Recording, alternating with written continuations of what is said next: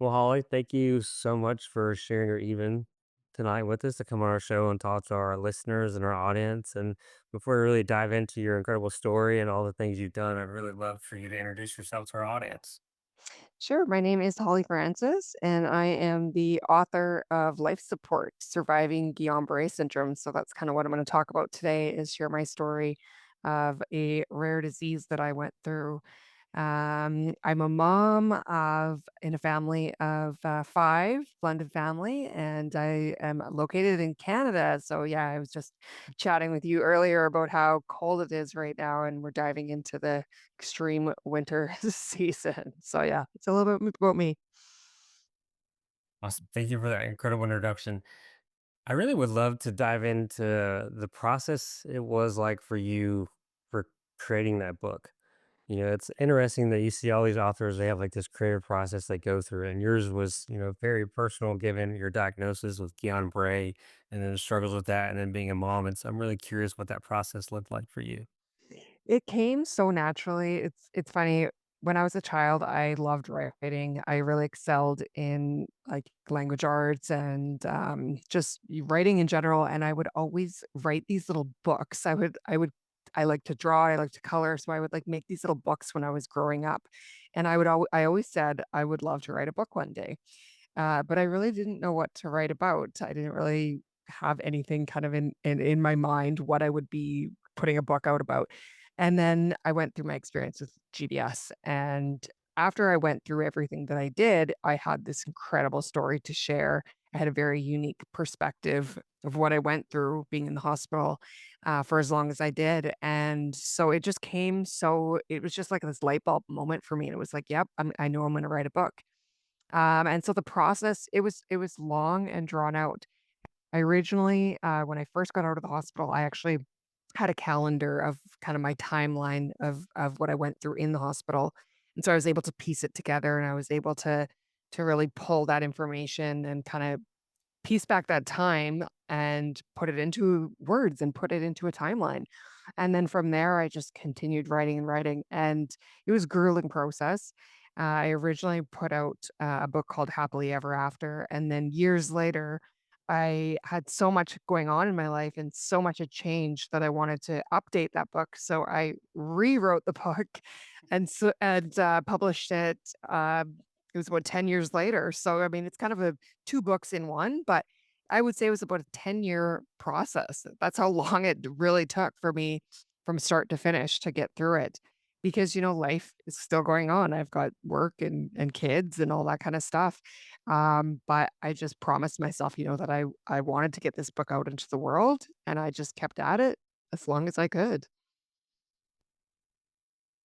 So, given your unique experience in the hospital, is that when you kind of decided, like, hey, I need to write a book about this so people can resonate with it and hear it? And so you can have that shared experience with others that maybe their stories haven't been told? Absolutely. So I was hospitalized for almost 5 months, and I was in my 20s. I was, a new mom, and I was diagnosed with a rare disease that most people have never heard of, and I was in ICU, and I was on life support, and it was just this whole experience that not only I had never even imagined I would go through in my life, but most people don't think they will. I'm a new mom. I'm in my 20s, and my family had just never even heard of this disease, and so they're just so shocked. And we just really didn't know what was going on, what was happening. We had so much uncertainty about my future, whether I was going to make it out of there alive, whether I was going to get out of ICU, whether I was going to be in a wheelchair, recover. We really didn't know, and we had so many questions. And the doctors would give us such vague information because it was a rare disease. But throughout that journey, I was able to connect with other people that, had gone through the same thing. They had been diagnosed with GBS as well, and they had recovered. So they gave me hope. And when I went through what I did, and then when I recovered, and I got back to my life, and I got back to being a mom, and saw, what I went through and how I came through it. I wanted to share that with others because I wanted to show other people, especially people going through GBS, when you're going through it, you don't feel like you're gonna get out of it. And my story was a proof of that. So that's what I wanted in that book. I wanted to show, there is hope for recovery. I wanted to help people going through the disease itself, having questions about what it's like, for family members to help them, for anybody that they have in their family that's going through GBS, and also just to give inspiration. There was so many dark times for me during that entire process of, being in ICU, feeling like my life is over, and then recovery and what that looks like. And I think my story is a great just reminder of how strong we are as human beings. We really don't realize that till we go through it. So that's really why I wrote the book, was to inspire other people and show them, we can go through hard times and we can overcome them and come out stronger than ever. How was that feedback received when you wrote your book and you started making all these connections in that community? It was incredible. Really gave me purpose in life. Before that, like I said, I was in my 20s, I was a new mom and stuff, but I didn't really have like a career at the time. I really didn't know what I wanted to do in life. And going through GBS was so, so traumatic for me and so awful. I mean, I was in ICU in pain, away from my daughter, not able to do anything. I was completely paralyzed from the neck down, for months, and couldn't do anything, and really didn't know if I was ever going to get out of ICU.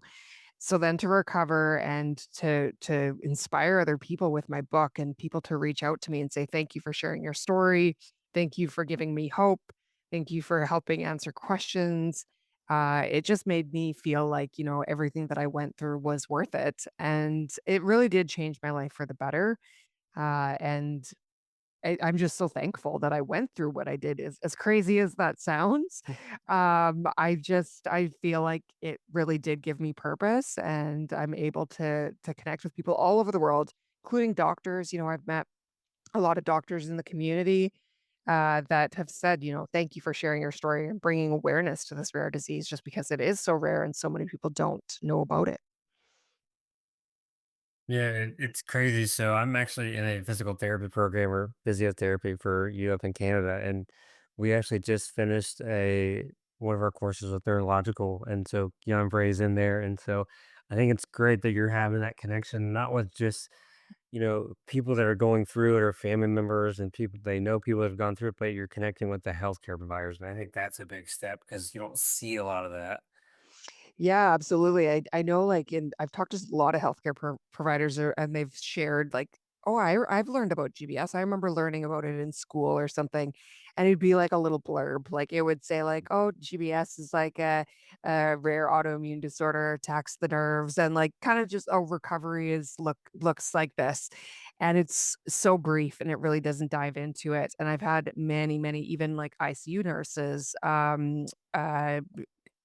doctors, physiotherapists, occupational therapists, everything, that have read my book now.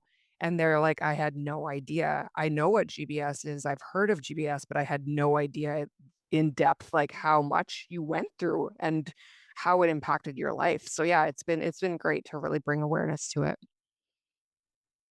So given that your, book has been, I take it's got a lot of research in it, not only with your experience, but for Guillain-Barre. So how was that process, like researching all of that? And were you reaching out to healthcare providers and things like that as well?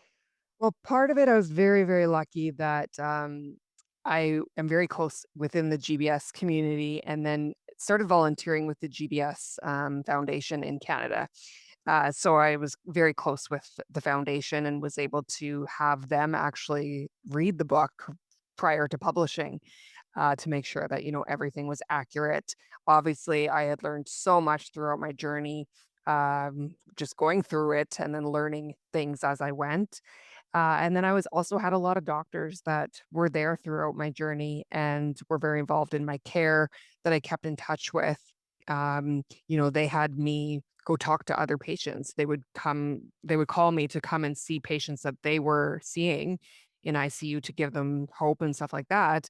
So I had those connections already. And so when my book, just before it was published, I connected with these doctors and said, please vet it for me. Please make sure that everything is incredibly accurate. I wanted to make sure that everything was perfect, right? When you're talking about medical stuff, it needs to be right. So So yeah, it was great to have that feedback and that support, and I did that with many people. So I mean, I had doctors, I had the GBS Foundation, I had physiotherapists as well, even nurses that maybe weren't so connected to, the GBS side of things, but more the nursing side.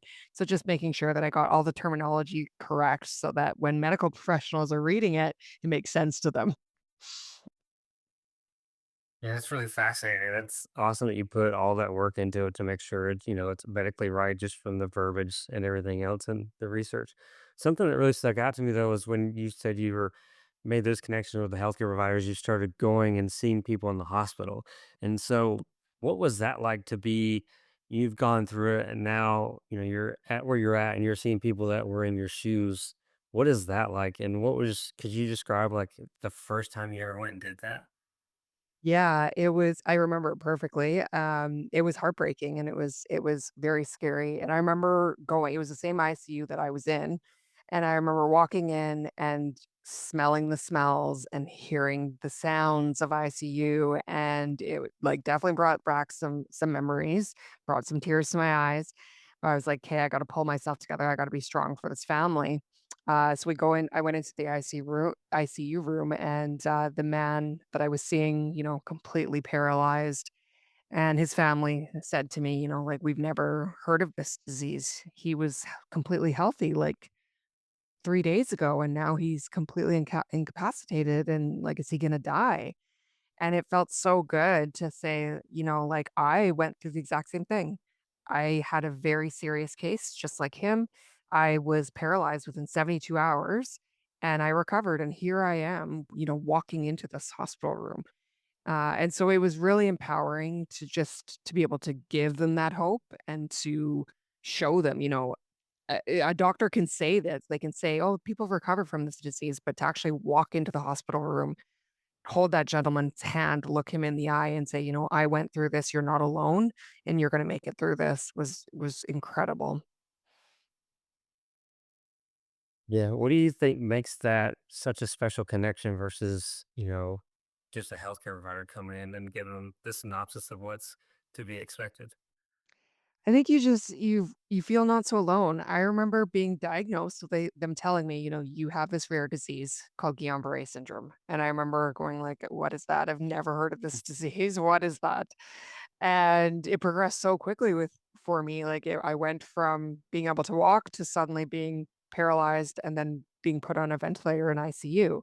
It happened so quickly, and I'm in pain, and I'm suffering, and I'm struggling to understand what's happening to me, very sedated, but coherent, and they're telling me about it, but, I'm also very out of it, so I'm not really hearing everything, but I'm getting bits and pieces of it, and they're saying it's rare, it's so rare, it's so rare, and in my mind, I thought I was, like, the only person in the world with it. Like, that's how rare I thought. I was, very, very drugged up at the time, and I remember, yeah, like, thinking I'm the only person in the world, and people saying, like, "You're gonna get through this, Holly. You're gonna make it out of here. You're gonna get better," and me just shaking my head being like, "No, I'm not. You don't understand. You can't relate." And doctors trying to tell me stuff, and I'm like, "You don't know. You may know this disease, but you're not experiencing what I'm experiencing, and no one can understand because no one's been through it." So then when I started to get a little bit better and the doctors knew other GBS patients, same thing, they had another GBS patient come to see me, and that was a turning point for me. That was like this ray of light when he walked to my ICU room and showed me, he had recovered, and I think, like, that's really why I wanted to do what he had done is come to my hospital room just to show other people that, there is hope and you're not alone in all of this. And I understand it's so hard to explain so much of what GBS is, the nerve pain, the feelings of depression, the feeling of being on a ventilator. And I really dug into that or dove into that in the book. And when you meet somebody, you just relate, you just understand, you know what they're going through, and you can have those conversations and feel their pain, and it's like meeting family that you've never connected with, like, you just have this instant connection. It's like a You develop this second community that becomes almost like a second family. It does, yeah, I've met so many people over the years. I mean, it's been almost 14 years now, and I've gone to so many conferences and support groups, and I'm part of support groups online, and I've met so many people around the world, and it's so neat to talk to somebody that, you've never met in your life, you've never talked to before, and you just have this instant bond. I really appreciate you like sharing kind of your perspective on that. And something else I'd like to ask is, you know, because you're seeing patients and you had someone else come in when during your time when you were going through everything. What, as a medical provider, how should we maybe approach that situation, right? Because maybe we haven't been through it, we've just seen patients. Is there a way to communicate better? Is there a way to maybe talk to someone that's going through it? What was kind of your experience and maybe something you would like to share to like medical providers, or maybe you've already shared to people while you were writing your book? Yeah, I think I really talk about that in the book is that GBS is so unique to every person. So just because my case went a certain way doesn't mean that every case is the same. So for me, like I experienced a lot of pain in ICU. Some people don't. Some people their nerves, they're not affecting the sensory nerves. Other people experience nausea. Some people their recoveries take a really, really long time. Some of them are very quick. Some people aren't on a ventilator in ICU, they're just on a normal ward. Some people only have paralysis up to their legs, up to their knees, up to their waist. It's varies so much, and so I did talk about that in the book, that I think it's really important for people to know that just because if you learn about GBS and you do know what you know, or if you've seen a patient before, doesn't mean that the patient that you see next is gonna be the exact same. But I really do think my book, like, dives into kind of the worst case scenario of what I went through, and then I talk about it in the book about the various scenarios of the different cases and stuff. So I think it's important for, um, providers to definitely chat with the family as well, try to really understand kinda what the needs are, what they're dealing with, and then learning as much as you can about Guillain-Barre syndrome. Yeah, I appreciate your candor and that and things like that. And definitely, I'm actually gonna have to read that book now. I can't wait. I'm actually excited. I'm really excited. Um, and we were talking earlier, so I kind of want to rerun. When you were going through everything and you're in the ICU, you're a brand new mother, and so how does that impact you? Because not only are you concerned about your safety and what's going on with this unknown rare disease or diagnosis, but you're a new mom. I mean, what is that like? Yeah, I mean, my daughter was 3 weeks old.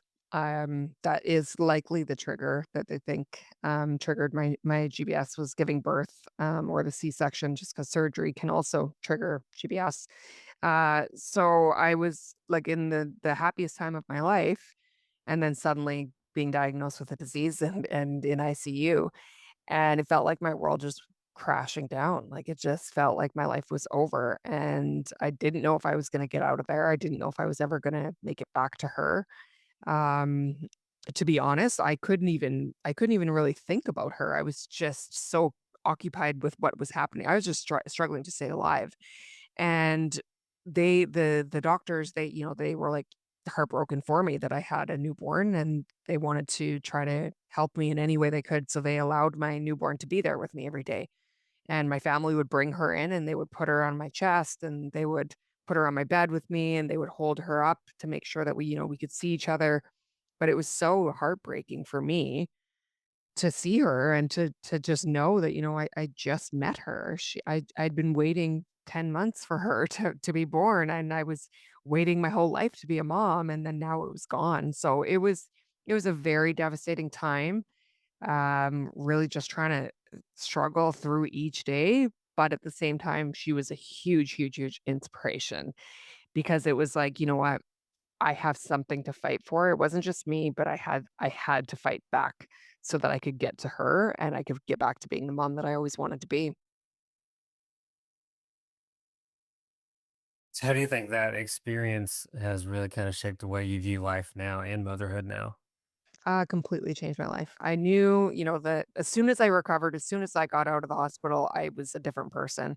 I knew it, and I could see the good things already, even though I missed out. Like, by the time I got home, my daughter Casey was almost 6 months old. So it was, almost 6 months of her life that I missed out on. And I missed out on so much. I missed out on her first smile. I didn't get to take her for her first walk in a stroller. Like, I just missed out on so many things that we wanted to do together. But I could also look at so many positives. So I was just so grateful, just grateful that I could do simple things like breathe when I learned how to breathe off the ventilator. I mean, that was huge. When I first held a cup, when I first held my daughter, when I was able to walk on my own. So it just gave me this newfound appreciation for life and for being able to do such simple things and being able to be a mom. I remember the first time that I changed her diaper, because my hands were so weak that it was difficult for me to do that for so long. And eventually, through physiotherapy, I was able to do it. And that was just such a win for me, and it was so exciting, and so it made me just feel so grateful that I could do simple things like that, and I think that's changed who I am as a mother because I am just grateful to be a mom, grateful to be alive, and grateful that I can have the opportunity to have a relationship with my daughter, because when I was in ICU, I there was times where I didn't know if I would. I didn't know if I would ever get to be her mom, if I would maybe pass away or something. So just, being her mom now has just given me, a relationship with her that I don't think we would have had we not gone through GBS. Yeah, it's interesting to think how things might have turned out differently Mhm. to that little. Absolutely. And so it sounds like now you're very appreciative of like small, simple things. And was that always the case, or did that kind of like change? No, definitely not. No, and another thing that it really changed for me was, not only the small things, but going after the big things. So I remember getting out of ICU and getting out of the hospital and being like, "Oh my god, life is so short." Like, it can change in the blink of an eye. I literally was at home, completely healthy, and within 72 hours was in ICU. And it just made me realize, like, you have to go after the things that you want. So the things that you wanna do, you go after your dreams, pursue your goals, visit the people that you always say you wanna go visit, go travel the places you've always wanted to travel, just because you never know when life will change. Yeah. And I think it's interesting, and it could just be my perspective, but it feels like it takes almost a tragedy or some big life event for people to like really switch that, you know. I have to agree, and I have said that before. I've said, unfortunately, like, everybody's just like a tragedy or some major event away from, like, just massive destruction in their life, and sometimes it takes that to make a change in your life, but I hope that my story or other people's stories of overcoming any kind of adversity or anything can inspire change as well, that, you don't have to wait for that catastrophic event to change your life. So what's something you might say to somebody that like, you know, even if it's just an average person that is kind of maybe scared to chase their dreams or do other things, and given your experience, what would you say to them?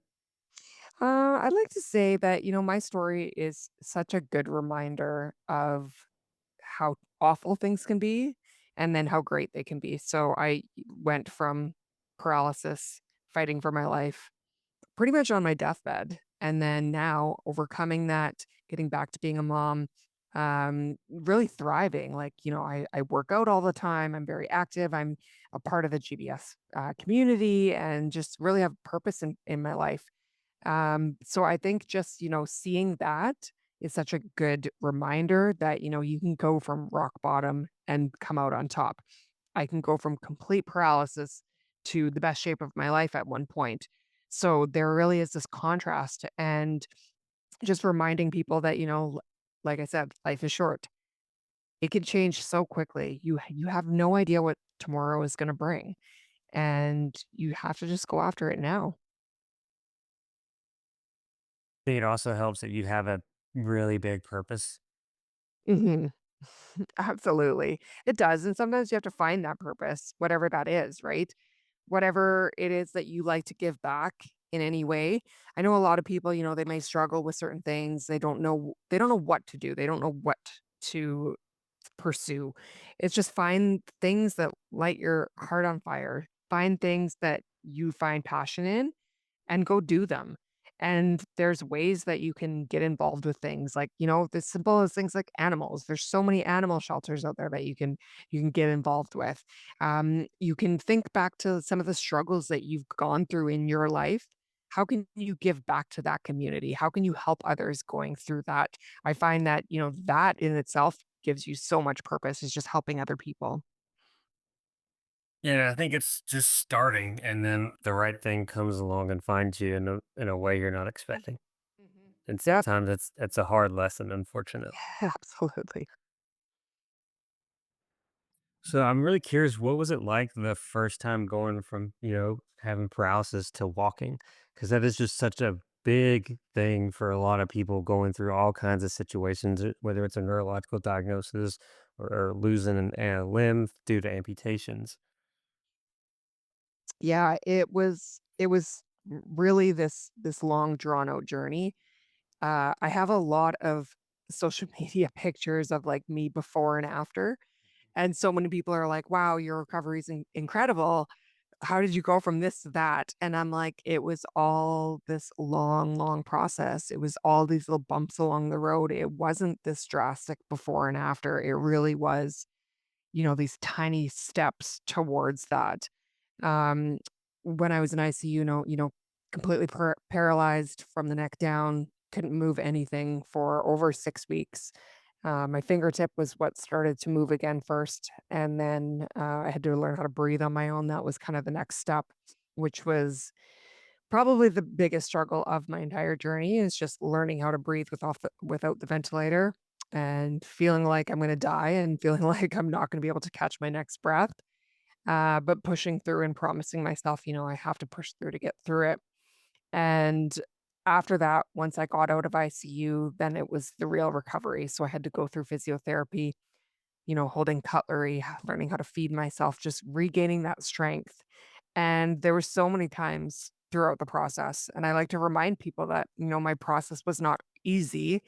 And there was many times along the way where I doubted myself, where I didn't believe that I was going to be able to get through this. I didn't believe that I could do it with the help of, family, whatever strength I would have from within, I would have to push through. Sometimes I would cry and say, I can't do this. And I would want to give up. But then I would promise myself, I can just keep going. I can keep trying again tomorrow. And that's what I would do. I remember trying to like walk across the halls with a walker and looking up down the hallway and crying, going like, I can't, how can I do this? How am I going to be able to walk if I can barely even walk with a walker? But I just kept doing it, and so it was these tiny little steps along the way that eventually turned into, like, these big progressions. So yeah, it took about almost 5.5 months before I was able to walk on my own, but that was through intense physiotherapy, strengthening my legs, walking upstairs, walking with a walker, eventually a cane, and then on my own. Yeah, it's a long process, 5 months. Mhm.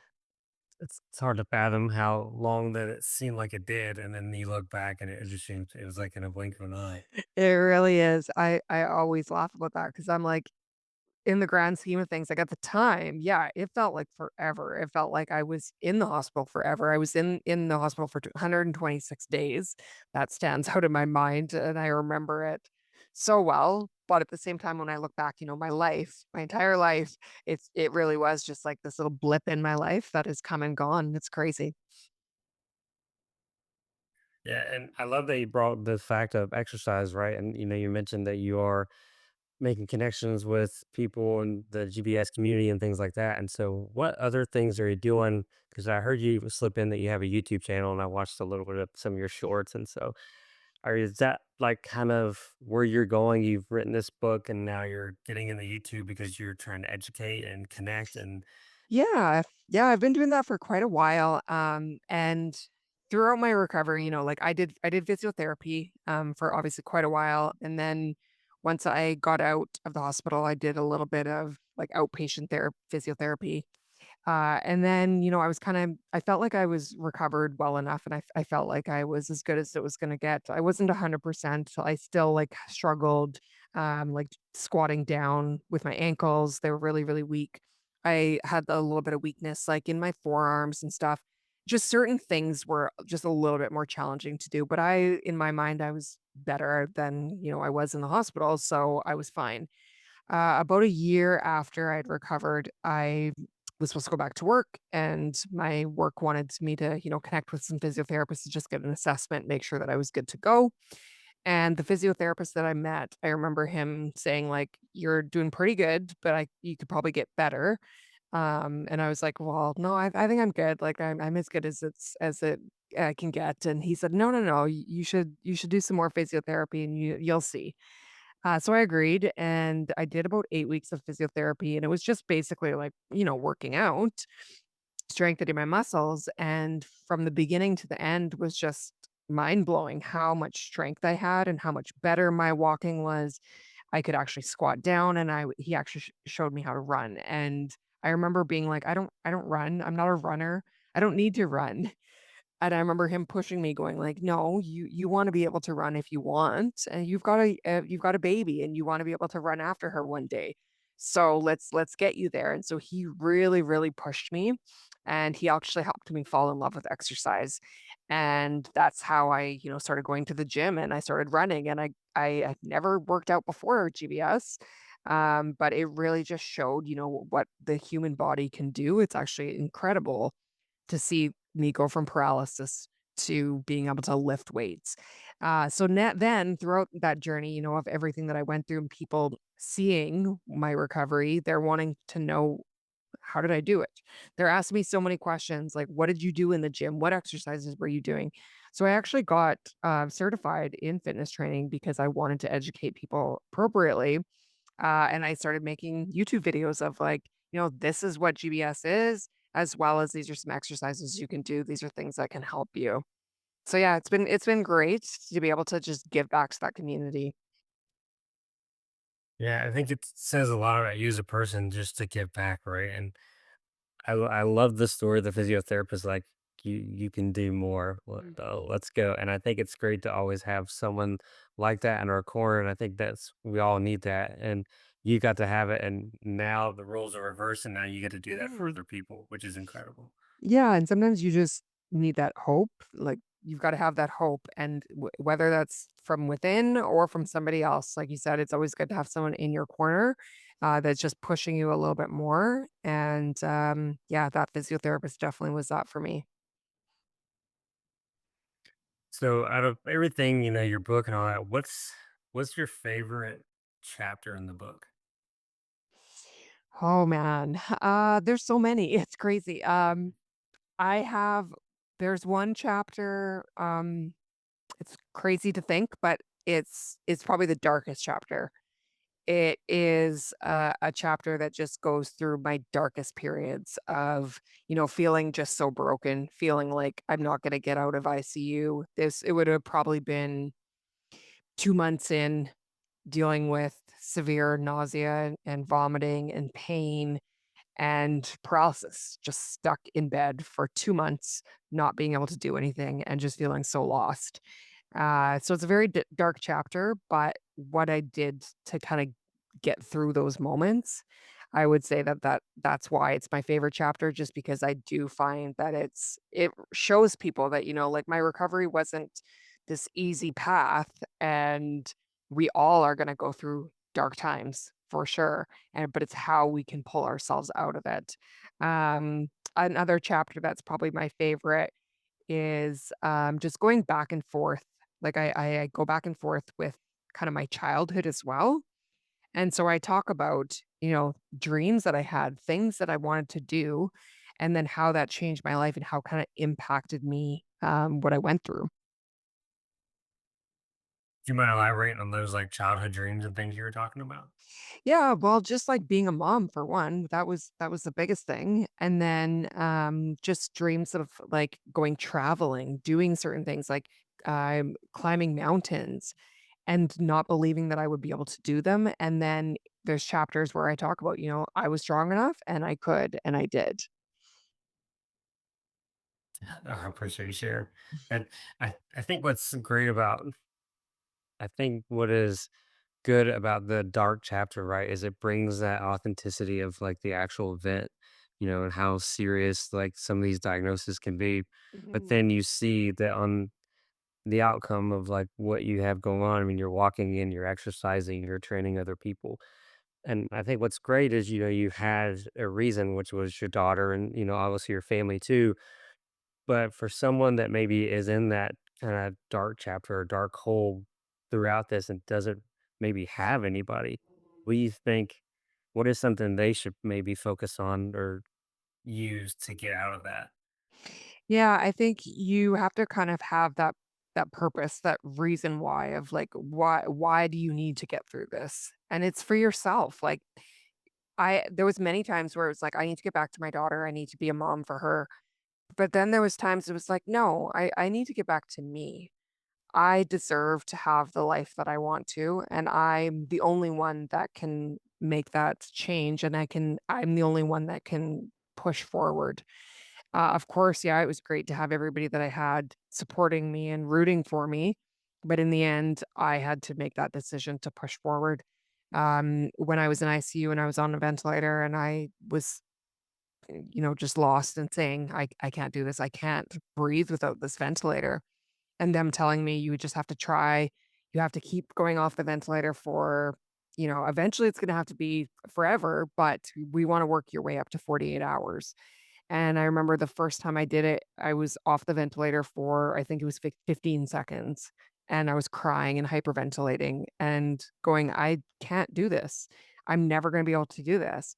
But one thing that, I promised myself was just that I was going to keep trying again tomorrow. So I promise, there's going to be dark days, there's going to be hard moments, you can give up in that moment, but promise yourself that you will always get back up again tomorrow and try. And that's what I would do. I would just keep trying and I would try a little bit more and a little bit more. I went from being able to breathe for 15 seconds to 30 seconds to a minute and a half to 2 minutes to 5 hours. Like it just gradually snowballed. And that's kind of how struggles work, right? You just kind of have to pick yourself back up and just force yourself to just move forward and just make that promise to yourself that you're not going to ever give up on yourself.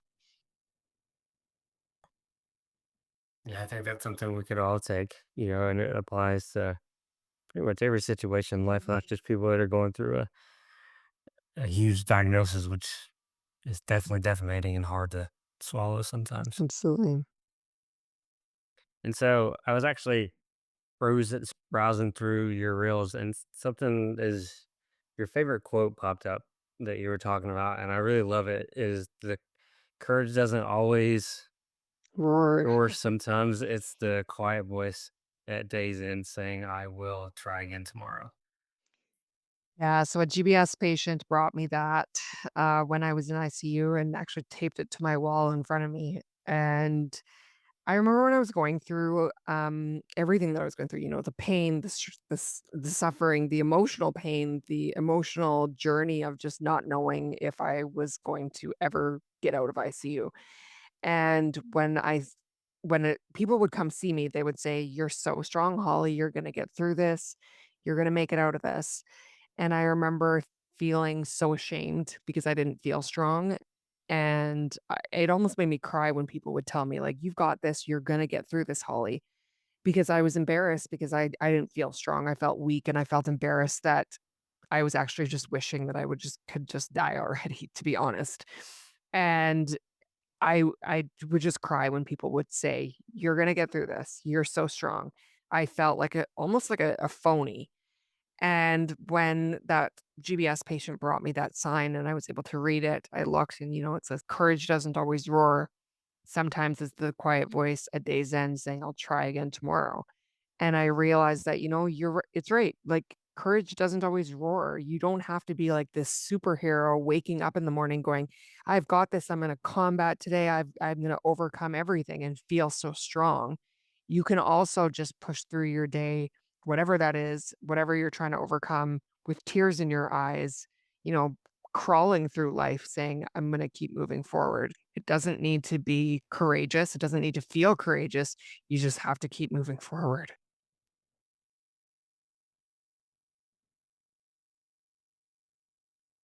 You have so many good insights. I'm loving this conversation. Good, I'm glad. Yeah, it's really great, and people can connect with it because, like, everything we're talking about just applies to every situation in life, and I think that's what's incredible, and that's the main thing is connection.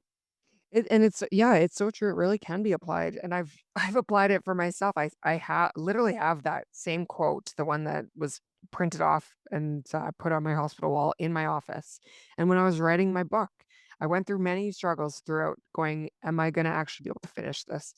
I It's so much work, and it's extremely exhausting, and it's emotionally exhausting to go through those moments again, and am I ever gonna get to publish this, and am I ever gonna do it? And I promised myself I would just keep trying, and I just keep going, and eventually I had a book, and I attribute it to that quote and just pushing forward.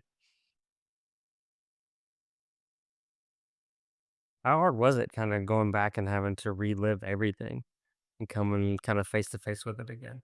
Yeah, it was pretty tough. My mom had videoed me in the hospital, many, many times because she wanted to show me, when I was at my worst, she wanted to show me that I was actually recovering. So as time went on, when I didn't believe it, she could look back on videos and go, "Look at how bad you were at one point, but look at you now. You are recovering." And she wanted to just be able to have something so that, our family could look back on it, and I was very, drugged up and didn't really know what was going on, so she wanted to be able to show that to me. And I remember at the time being like, "Why are you videoing me? I don't want a camera in my face." But at the same time, I'm so grateful she did, because that was helpful, obviously, when writing my book, that I could see it all.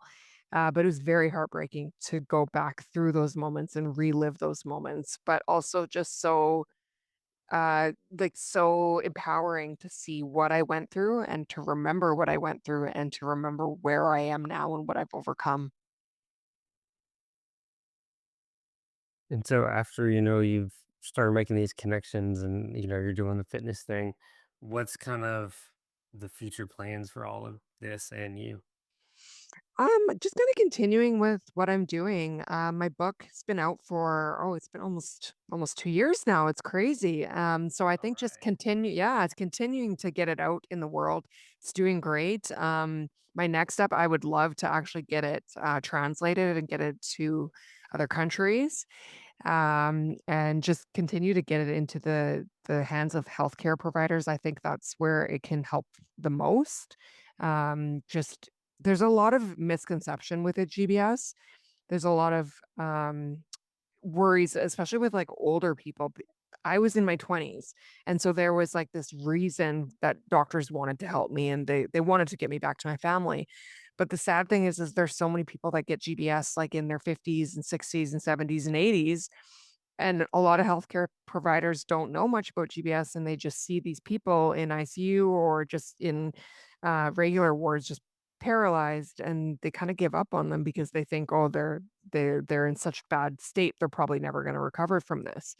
But there is hope, and so I that's why I really want to, just continue to bring awareness to the disease and that there is always hope. I've seen so many people recover from the most severe cases. And even like, at 80 years old, I've seen people in ICU that have recovered and get back to walking. So I think just, showing medical professionals what the disease is and that there is always hope for them. Think you'll go around and do kind of like keynote speaking and stuff like that to really raise more awareness or I have, yeah, I've done a little bit. I would love to get into it more. I've spoken at quite a few conferences, GBS conferences. I've done physiotherapist conference, other medical professional conferences. I'm hoping to would love to get to like some nursing conferences. Nurses are the ones that are spending the most amount of time with GBS patients. So, and yeah, just getting it out there. I've got tons of incredible reviews on Amazon from healthcare providers just saying, "Thank you so much for bringing light to what GBS is." And so that's just kind of my goal forward. awesome. Well, I thank you so much for all your insights and just coming on and telling your story and about your book and stuff like that. I feel like that's gonna do a lot of change, especially, as a future medical provider. Like I can't wait to read it to learn more about it. Because I mean, in school, it really does. It it kind of sucks, honestly. It's just in medical school, there's just so much information and push that Oh, you just get absolutely. down, Yeah. and so it's great to have resources like your book to really dive into, give that, and then to get the personal touch to it, which makes it even more relatable. Yeah, and it kinda sticks with you more when you've got a story to a disease. When you're just reading it in textbooks, you're not really picturing what it really does and how it impacts somebody's day-to-day life. But yeah, no, I feel you. I've seen some of the stuff that the doctors have to read and physiotherapists have to read, and it's like, there's so many disorders out there and so many diseases and so many different things that can affect the body, so it's impossible to be able to dive into it so much, like, as thorough as possible, but I think that my book is great to be able to give that kinda human side to things. Yeah, I agree 100%. And, thank you for writing it. Thank you so much. So I really appreciate you having me on and just giving me a platform to share my story and hopefully inspire other people, whatever you're going through in your own life, and bring awareness to GBS.